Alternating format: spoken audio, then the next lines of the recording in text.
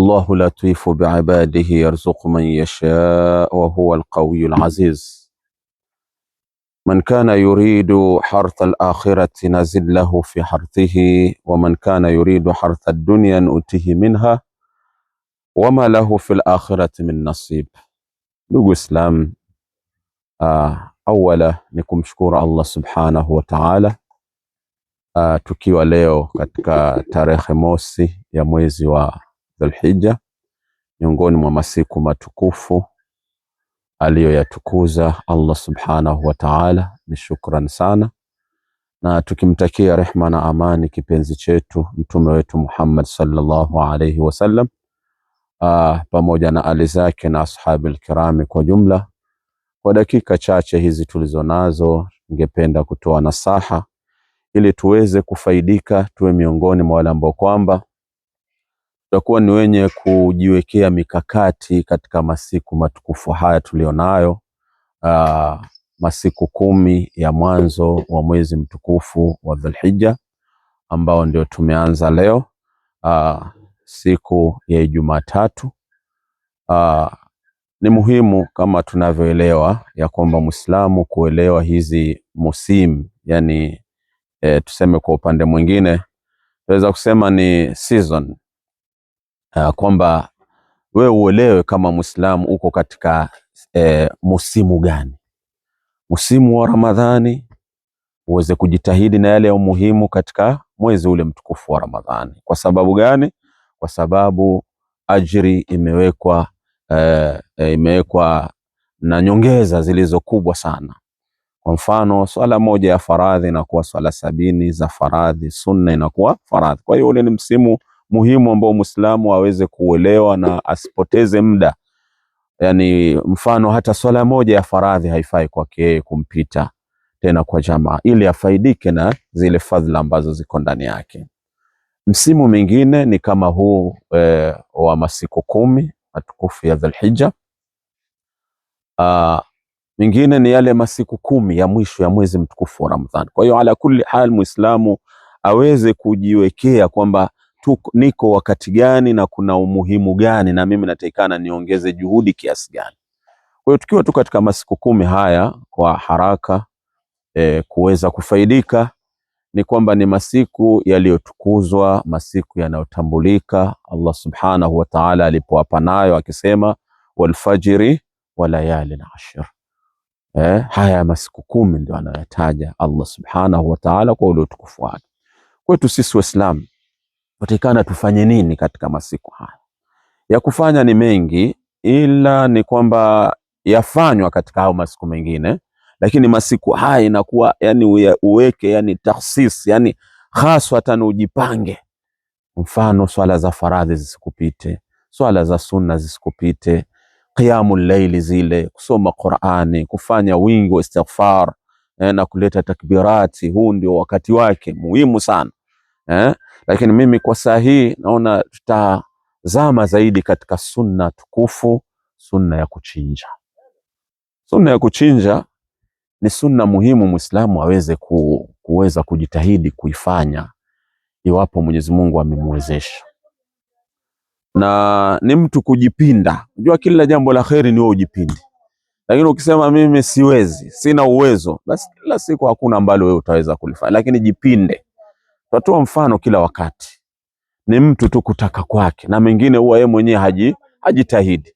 Tutatoa mfano ya kwamba saa hiyo una kijana wako, uambiwe kuna kazi zimetokea Dubai, Katari, Saudia, lakini zile mfano agent fees yake labda ni shilingi 20,000 tuseme, lakini wewe huna kitu sahi na imetolewa labda muda wake kama wiki 2 hivi, watakusema huwezi kwenda mbio ukapata 20,000. Bila shaka utakopa, utafanya kila kitu mtoto wako aende, kwa sababu wajua faida itakayopatikana baadaye.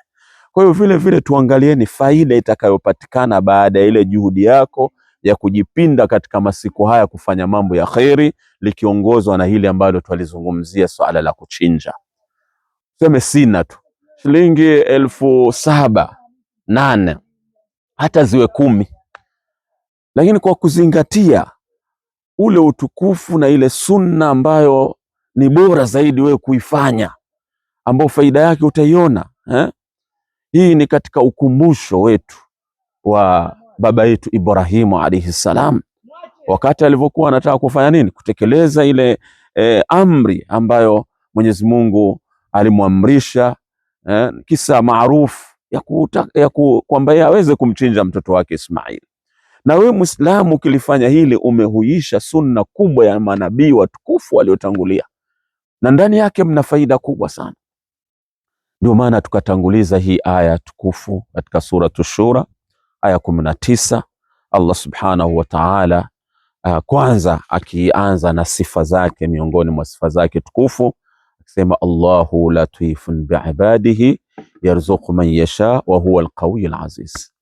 Ameanza na sifa tukufu hizo, lakini kwa kukimbilia lile ambalo ndilo tunataka kulifafanua kwa sasa, Mwenyezi Mungu akasema, man kana yuridu hartha al-akhirat nazidi lahu fi harthi, yule ambaye ana ile hamu ana pupa ya kutaka kufaidika katika ukulima wa akhira. Ukulima wa akhira maana yake ni matendo mema hizi tunazotaja, swala 5, swala za sunna za faradhi, adhkar, kusoma Qur'ani, kutembelea wagonjwa, kutoa sadaqat. Hizo zote ni katika mambo ambayo ni uchumaji, yani ndio ukulima utakao kufaidisha wewe katika dunia yako na akhira yako. Kwa yule ambaye ana hamu ya kuyafanya haya na akajitahidi na akayafanya, Mwenyezi Mungu anatuhakikishia ya kwamba nazidi lahu fi harfihi, tutamzidishia katika ule ukulima wake. Bimaana utapata ajri, miongoni mwa utakayoyafanya utasamehewa madhambi yako, miongoni mwa utakayoyafanya yatakunawirisha kipaji chako, hali yako. Mfano kama qiyamul layl, na faida kubwa miongoni mwao ni kupata shifaa katika maradhi yetu, kufungukiwa uso wako, kupata nuru. Kwa hiyo mambo ya kheri yanafungua mambo mengi. Ndio Allah katika kule kukuzidishia ni kukufungulia kila aina ya kheri zako, mpaka chumo lako pia. Katika haya mambo ya kheri ukiyafanya, inakuwa sababu ya wewe pia kufungukiwa katika dunia yako na akhira yako, kama Mwenyezi Mungu anavyosema, waman yattaqillaha yaj'al lahu makhraja wa yarzuqhu min haythu la yahtasib. Kwa hiyo dunia yako na akhira yako unaitengeneza kupitia matendo mema haya. Yani tunasema hartha ya ukulima ambao walima duniani, lakini malipo yake akhira yako ndio utakaokuendaona ule muda wako na mengi uliyofanya pamoja na dunia yako. Hata Allah subhanahu wa ta'ala aya nyingine anasemaje? Anasema ya kwamba man amila salihan min dhakarin au untha wa huwa mu'minun falanuhyiyannahu hayatan tayyiba. Hayatan tayyiba maana yake nini? Maisha mazuri, mambo mazuri. Kumbe yanatokamana na nini haya mambo mazuri? Maisha yetu ya duniani yawe mazuri ni nini? Tutangulize kujitahidi kufanya mambo ya kheri, mambo mazuri ya kumridhisha Mola wetu. Tukimridhisha Mola wetu, na yeye atatufanyia yale ambayo na sisi tutaridhika dunia yetu na akhira yetu.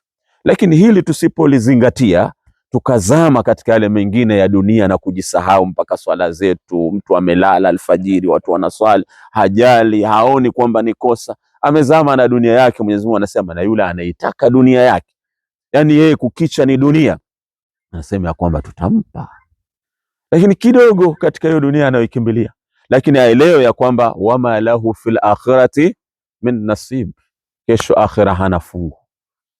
Sasa wewe wataka uwe Muislamu ambaye uachiwe dunia tu, kesho akhira uwe huna fungu? Siku nzito, siku iliyojaa mabalaa, wewe unaambiwa huna fungu, wala Mwenyezi Mungu yani hakusahalishi kwa lolote. Hivyo ndivyo tunavyotaka Uislamu.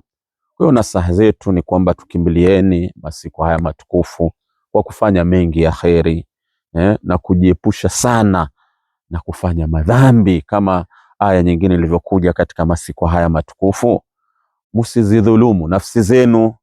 Udhulumu nafsi zetu ni nini? Kufanya madhambi. Dhalika dinul qayyim, hiyo ndio dini ya kisawasawa, sheria ambazo zimenyoka. Fala tadhlimu fihinna anfusakum, msizidhulumu nafsi zenu ndani yake, yani msifanye madhambi, msimkosee Mola wenu, sababu haya ni masiku ambayo ni muhimu ya kukimbilia kheri, wala si ya kuzama katika kumwasi Mola wetu. Kwa hiyo kumalizia, tunamuomba Allah subhanahu wa ta'ala atuwafikie hasa kwa ile suala la kuchinja. Kwanza wale waliojitolea kuchinja, walionunua wanyama ili kwa ajili ya Uislamu waweze kuneemeka, Mwenyezi Mungu awakidhie haja zao, na sisi ambao pia nasi tumo katika sunna hizo, japo kimbuzi kimoja, Mwenyezi Mungu atusahalishie na iwe sababu ya kufungukiwa mambo yetu. Kufikia hapo, tunamuomba Mwenyezi Mungu subhanahu wa ta'ala ayaj'alna mimman yastami'una alqawla fayattabi'una ahsana birahmatika ya arhamar rahimin. Sallallahu ala sayyidina Muhammad wa ala alihi wa sahbihi wa sallam. Alhamdulillahi rabbil alamin wa jazakumullahu khair.